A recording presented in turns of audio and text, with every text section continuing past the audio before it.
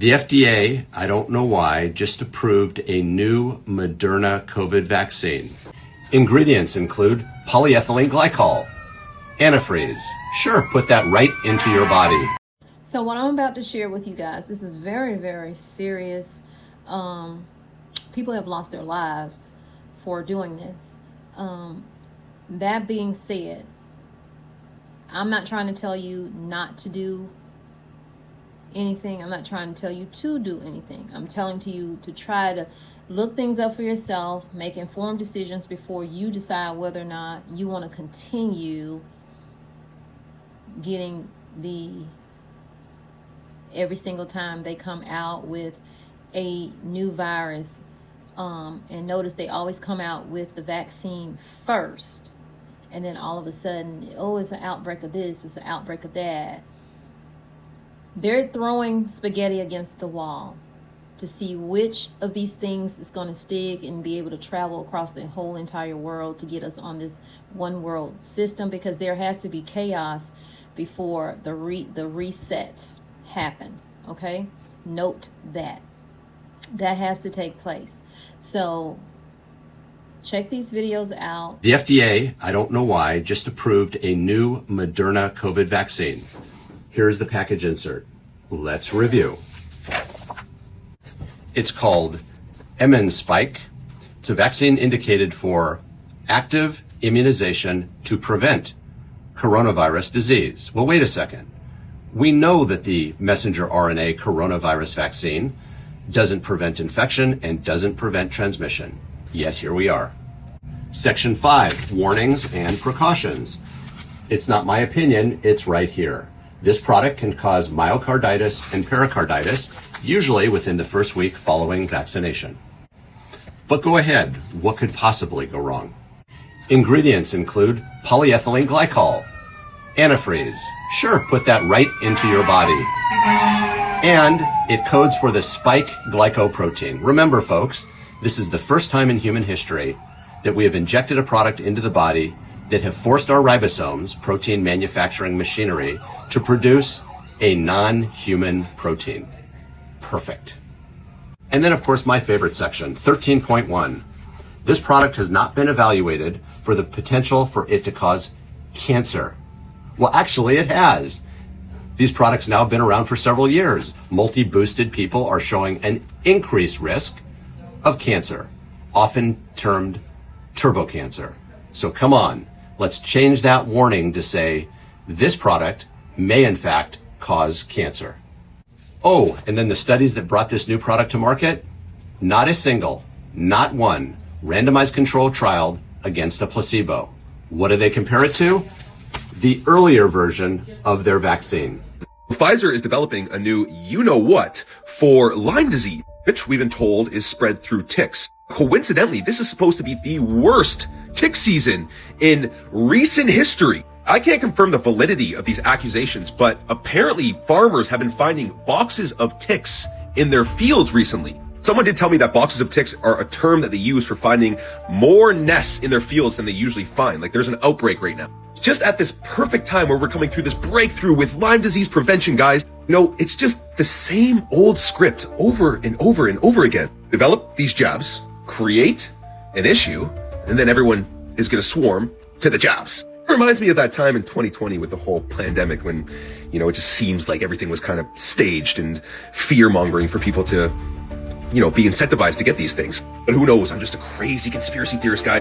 All I know is everything in society is designed to keep us weak, keep us docile, keep us submissive, and keep us stupid. Do not want us connected with our physical, emotional, and spiritual body. The greatest thing that you can do to rebel against the system is to take your physical health back. Bill Gates has taken over control of WHO, and it's become his vessel for, what he calls philanthrocapitalism, which is a way of making a lot of money by controlling these international institutions that make public health policy.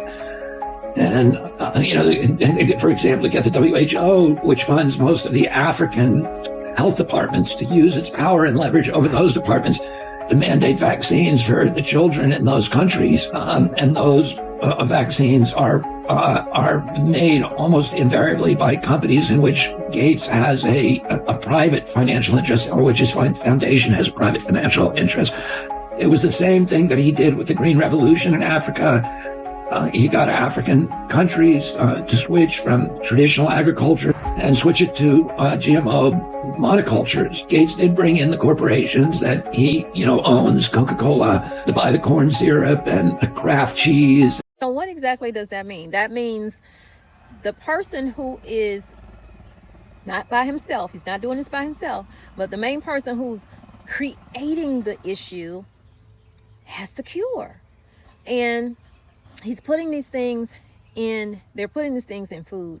They're figuring out ways to get people with the V, because a lot of us are onto them and they know that we don't want to come in and get that V. So how can we get people, I'm just going to say it, vaccinated? Well, we could spray things in the sky. We got the chemtrails. That's one way. Particles, that's another way. That's in the air. They could breathe it in. We could put it in their water. I mean, look, they're already putting fluoride in there forever, right? We could put it in their food, even that bioengineered food. We can just get it to them how we can get it to them. They ain't got to come in and get it, but they're going to get it. So, listen, pray over yourself. Pray over yourself. And McDonald's and Monsanto and Cargill and all these other corporations to build the infrastructure for these GMO products, to build the supply chain, and then create those products and sell them to U.S. corporations. And it's been an absolute calamity for the people of Africa. And I think there's 30 million additional people who have become food insecure as a direct result of Gates' Green Revolution. And but Gates and his companies have made a killing on it.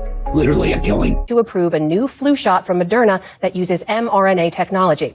This comes a week after the FDA rejected the company's initial application, saying its research design was flawed. Moderna is now seeking full approval for the vaccine's use in adults aged 50 to 64 and what's called accelerated approval for those 65 and older. The company says the FDA set an August deadline for approval. First, the mRNA is injected within lipid nanoparticles in your arm. It travels to every organ system, including the heart. And there's two papers, one by Baumeier and colleagues, one by Crossan and colleagues. Crossan found mRNA directly in the heart of deceased mRNA recipients, so we know it reaches the heart. Baumeier found the spike protein directly in the heart in biopsies of patients with vaccine-induced myocarditis. So we know the vaccine mRNA and lipid nanoparticles get into the heart, translate into spike protein, so your cardiomyocytes begin to produce a toxic non-human protein. And your own body attacks the heart, resulting in inflammation and cardiac scarring, including microscars, which are undetectable with imaging. You can only detect it with a microscope, which is very disturbing. And so once you have this scarring, you're going to have cardiac electrical abnormalities, electrical conduction abnormalities, and your heart's not going to beat properly. And then when you go exercise, we found there's two triggers, either during exercise or sports when there's exertion, or during the morning waking hours of sleep. In these two periods of time, there's a surge in catecholamines, including dopamine, norepinephrine, and epinephrine. And so during these times, when you have this cardiac damage, when you have this scarring, that's the trigger you do that leads to this vaccine-induced cardiac arrest.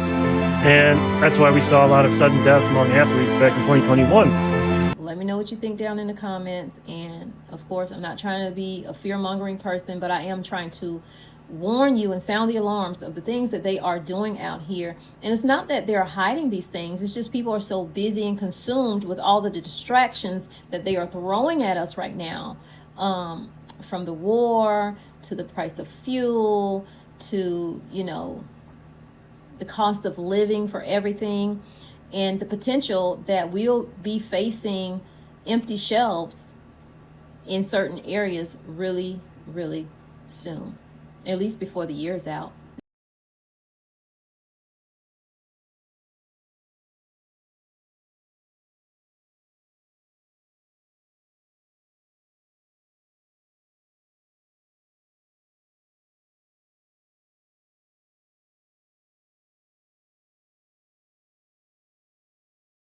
Especially if this war continues on. And it's going to take months, even if they say, oh, the war is over.